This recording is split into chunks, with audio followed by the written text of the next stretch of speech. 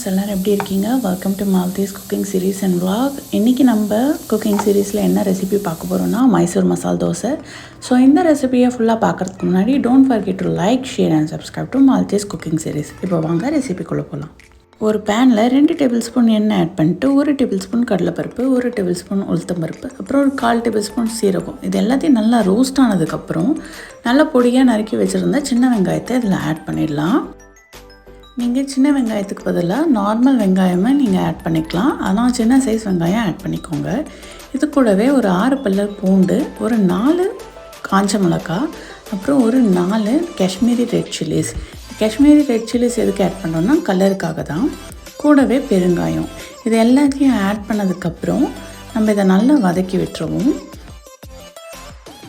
இப்போ இதை நல்லாவே வதங்கியாச்சு. ஸோ இதுக்கு தேவையான அளவு உப்பு ஆட் பண்ணிவிட்டு ஒரு தடவை மிக்ஸ் பண்ணிவிட்டு இதை ஆற வச்சு நல்லா அரைச்சி எடுத்துருவோம் மிக்சியில்.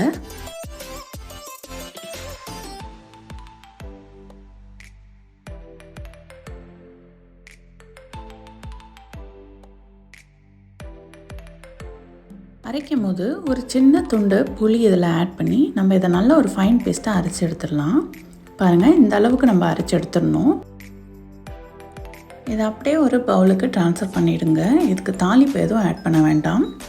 இப்போது நம்ம மைசூர் தோசை மசாலா தோசைக்கான ரெட் சட்னி ரெடி ஆகிடுச்சு. இப்போ நம்ம தோசை போட்டுடலாம்.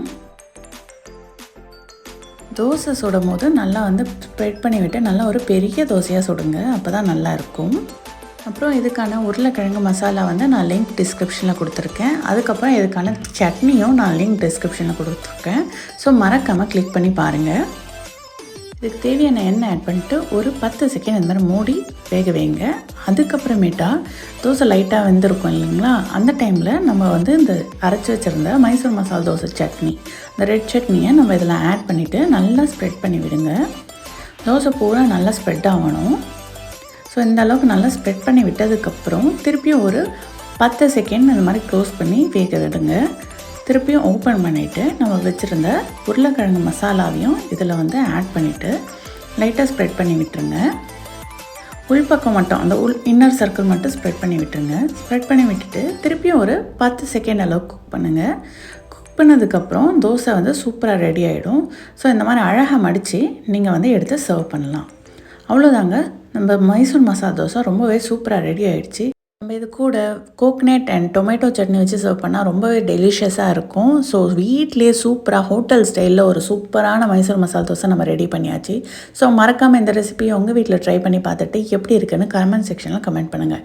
என்னோடய வீடியோஸ் உங்களுக்கு பிடிச்சிருந்தா don't forget to like, share and subscribe to Malathys Cooking Series. Thanks for watching.